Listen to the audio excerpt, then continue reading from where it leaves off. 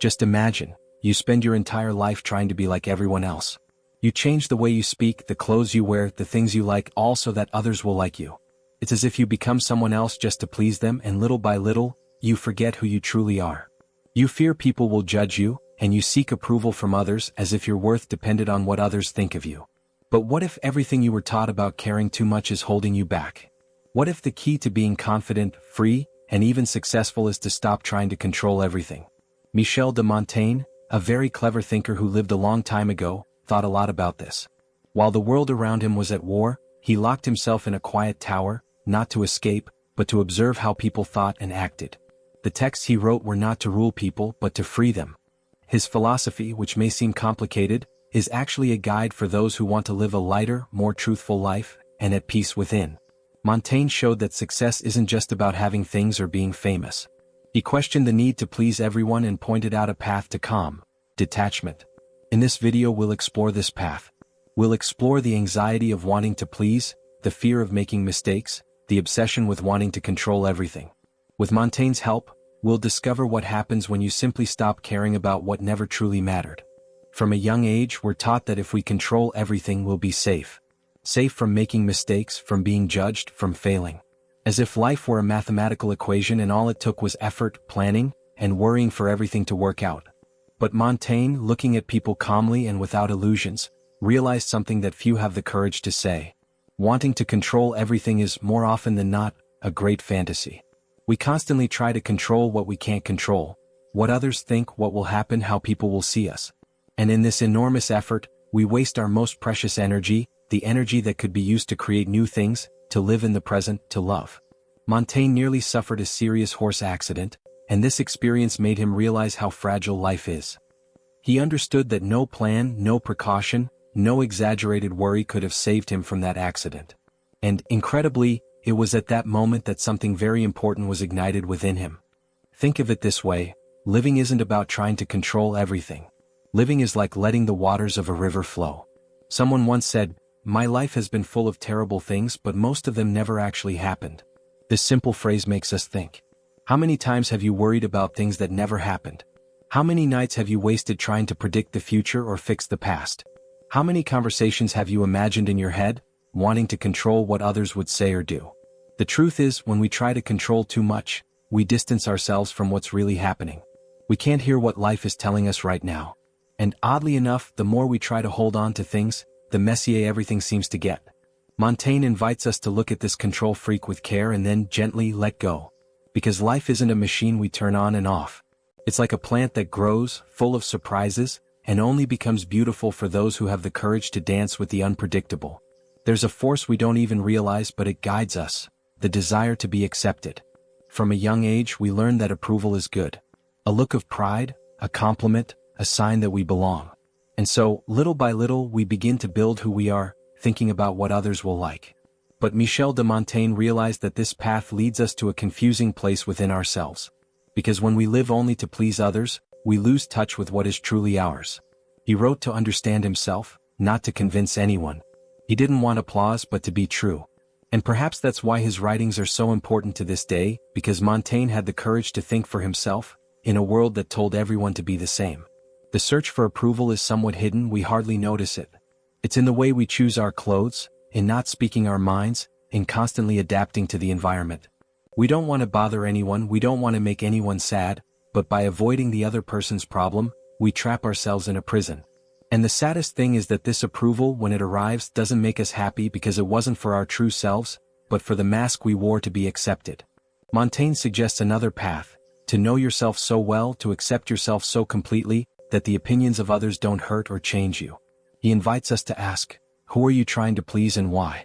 How many decisions in your life, at work, in love, in life in general, have you made out of fear of what others would say rather than because you truly wanted it?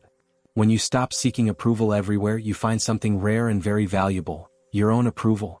And from there, your relationships become truer, your decisions easier, and your life becomes more yours in a peaceful way. Contrary to what many people think, detachment isn't about being cold.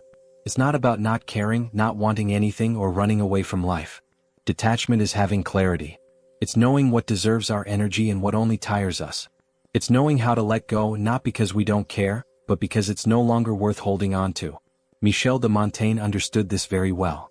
He saw how people lived attached to results, to what was expected of them, and to perfect images of themselves, and how this caused a lot of tension and anxiety.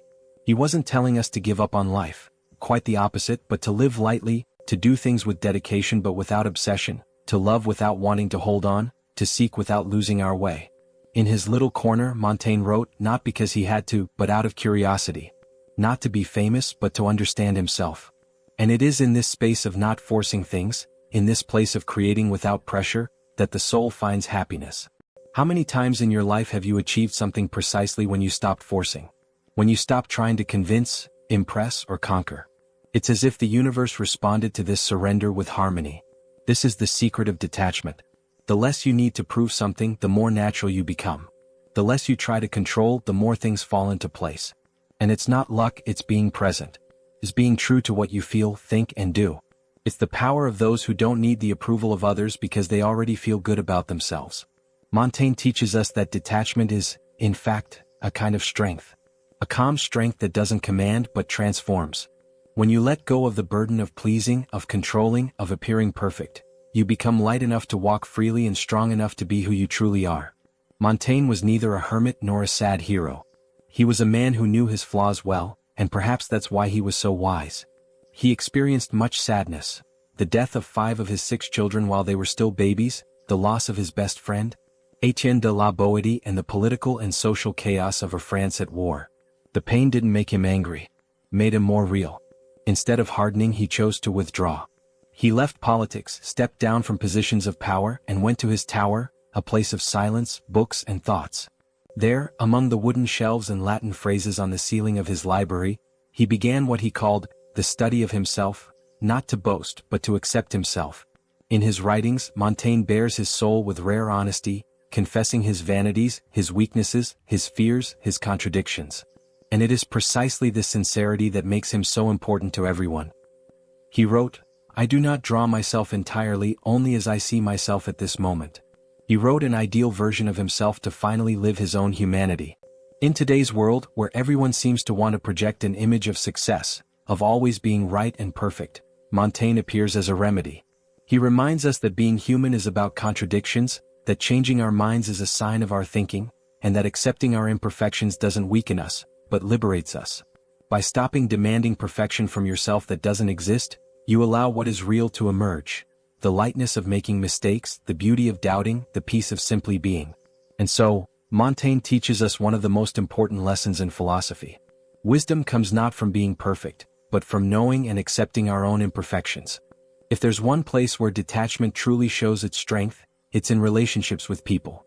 Montaigne, with his profound insight, realized how we cling to one another, not out of true love, but out of fear of rejection, of being alone, of not being good enough. How many times have you tried to change someone to suit your own way? How many times have you felt sad because the other person didn't do what you expected, even though they didn't even know what you expected? The philosopher understood that sadness in relationships doesn't come from differences between people, but from our attempts to control, imprison, and correct. In his writings, he spoke fondly of his friendship with La Boétie. A friendship that asked for nothing, demanded nothing, simply existed. This friendship, without the desire to trap the other, was for Montaigne a discovery of what's possible when we love someone without wanting to own them. He proposes a rare ideal, relationships based on being together, not on demanding, on surrender, not on domination. And here's the secret: the more you try to hold on to someone, the more they slip away. But the more you let the other person be who they are, the more they choose to stay close to you. Freedom in relationships doesn't mean there are no bonds, but rather that we don't turn the other into a mirror of our insecurities. Montaigne teaches us that true encounter between two people happens when they walk side by side, not out of obligation but by choice. And this freedom is powerful. It generates respect, admiration, and depth. It attracts not through force but through lightness, not through control but through truth. Ask yourself, how many of your relationships are based on fear of loss rather than the joy of sharing? The answer may hurt, but it can also free you.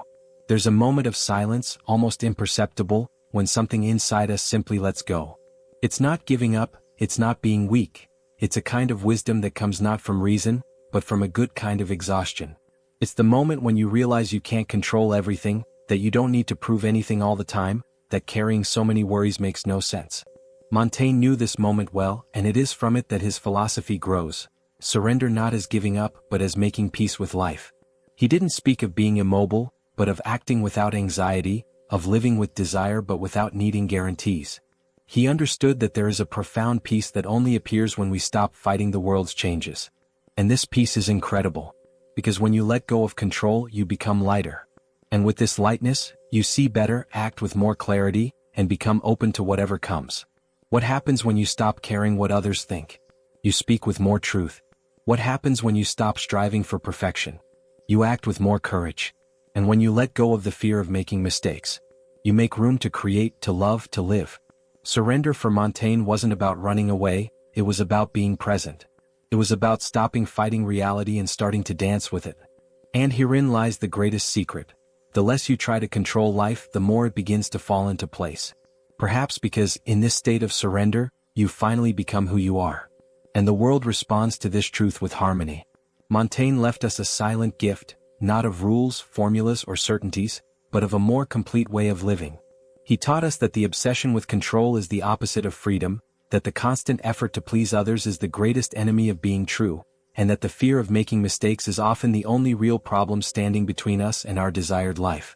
On this journey, we saw that letting go isn't abandoning, it's trusting. It's stepping out of the spotlight and letting life show its own dance. And herein lies the most beautiful mystery of all. When you stop caring about what doesn't matter, what truly matters begins to grow. When you let go of fear, courage comes. When you let go of the need to prove something, comes the quiet power of simply being. Montaigne doesn't ask us to change the world. He invites us to change the way we live within ourselves. And when that happens, the world around us changes too. What about you?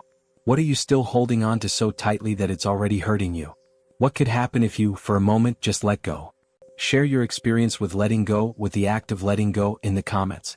Perhaps by sharing your story you'll help others.